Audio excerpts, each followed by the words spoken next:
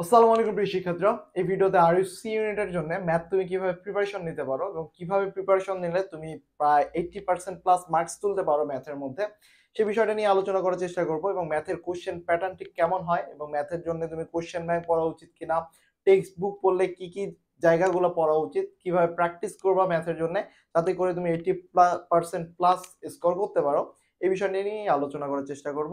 তো শুরু করা যাক। প্রথমেই আসি যে তোমার হচ্ছে টেক্সট বুক এবং কোশ্চেন ব্যাংকের কি কি পড়া উচিত, তোমার আসলে এই মুহূর্তে এসে কি কি পড়া উচিত। প্রথম সরি প্রথম যেই কাজটা করতে হবে যে তোমার টেক্সট বুক এবং কোশ্চেন ব্যাংকের প্রথমত প্রতিটা চ্যাপ্টারে প্রতিটা চ্যাপ্টারে সবগুলো সূত্র তোমার ভালো মতো জানা থাকতে হবে। প্রতিটা চ্যাপ্টার শেষে দেখবা টেক্সট বুকের প্রতিটা চ্যাপ্টার শেষে অনেকগুলা সূত্র দেওয়া থাকে এবং প্রতিটা সূত্র খুব ভালো মতো জানার চেষ্টা করবে এবং ওই সূত্রগুলো থেকে কিভাবে কোন ম্যাথ আসে সে ম্যাথটা সম্পর্কে তোমার হালকা হইলেও ধারণা থাকতে হবে এবং একটা ম্যাথ কিভাবে সলভ করে তুমি ঠিক তখনই করতে পারবা যখন তুমি ম্যাথ আসলেই সলভ করবা।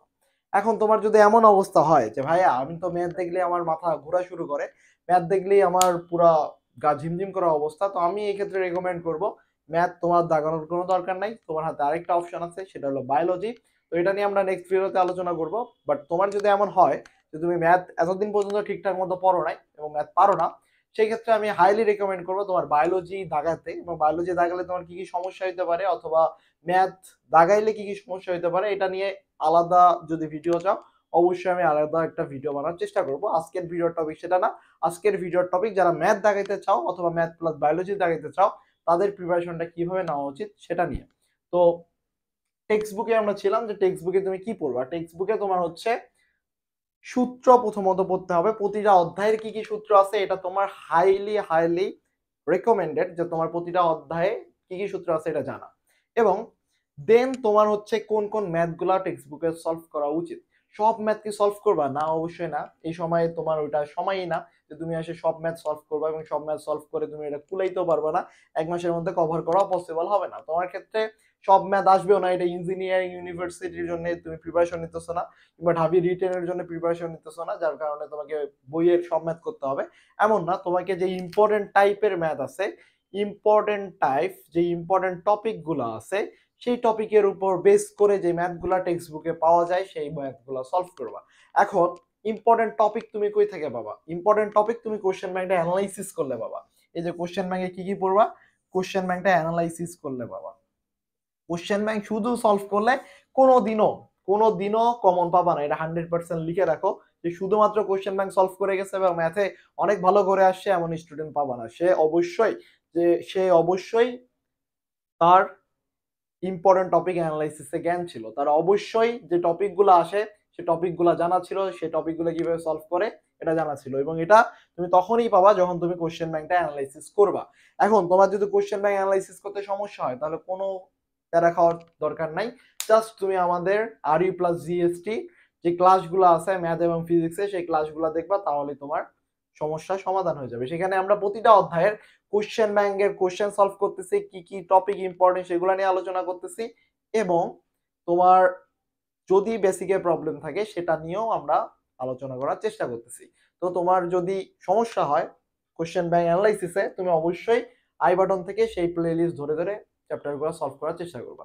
এতটুকুই। এবার আসো, কোশ্চেন ব্যাংক তো গেল, কোশ্চেন ব্যাংকে কি কি পড়বা এবং প্রতিটা অধ্যায়ের কি কি ম্যাথ সলভ করবা এই বিষয়টা নিয়ে আশা করি তোমার যে কনফিউশন ছিল সেটা দূর হয়ে যাবে এবং যে কাজটা করবা বইয়ের এমসিকিউ গুলো সলভ করো। বইয়ের এমসিকিউ গুলো সলভ করো, এটা মাস্ট বি। তোমাকে বইয়ের এমসিকিউ সলভ করতেই হবে। কেন সলভ করতে হবে? কারণ তোমার টার্গেট তো 80% প্লাস মার্ক তোলা ম্যাথে। সো তোমার বইয়ের ম্যাথের এমসিকিউ সলভ করতে হবে। যদি এমন হয় ভাই আমি কোনো মতে 5-6 মার্ক তুলতে চাই, সেক্ষেত্রে বইয়ের এমসিকিউ সলভ করার কোনো দরকার নাই।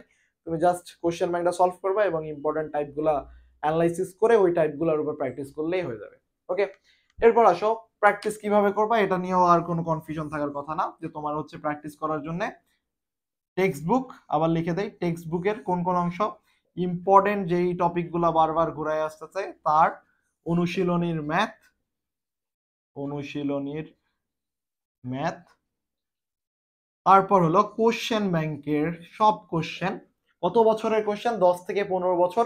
যদি পারো সময় থেকে 20 বছরেরও সলভ করে ফেলবা, যত কোশ্চেন সলভ করবা তত তোমার জন্য লাভ। ওকে, কোশ্চেন ব্যাংক, কোশ্চেন ব্যাংকের কোশ্চেন সলভ করবা এবং টেক্সট বুকের এমসিকিউ সলভ করবা। ওকে, টেক্সট বুকের এমসিকিউ সবগুলো এমসিকিউ করতে যাও না, অন্তত ওই এমসিকিউ গুলো করে যেগুলো এইচএসসি পরীক্ষা আসছে, অন্তত ওই এমসিকিউ গুলো করতেই হবে। সব এমসিকিউ করতে গেলে হয়তো বা টাইম কুলাবে না, বাট অন্তত ওই এমসিকিউ গুলো করে যে এমসিকিউ গুলো আসছে।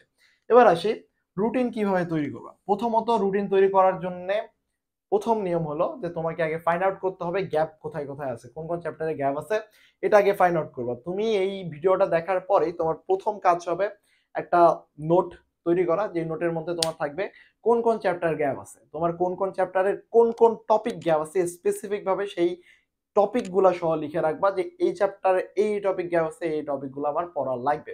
তো এরপর তুমি 15 দিনের একটা রোড ম্যাপ সাজাবা তোমার নিয়ম করে, 15 ডেজ রোড ম্যাপ, এবং সেই নিয়মে তুমি হচ্ছে রেগুলার ম্যাথ রেগুলার তুমি হচ্ছে পড়ার চেষ্টা করবে, রেগুলার 3 থেকে 4 ঘন্টা সময় দেবা ম্যাথের উপর, যাতে করে তোমার ম্যাথের যে দুর্বলতাগুলো আছে সেই দুর্বলতাগুলো কেটে যায়।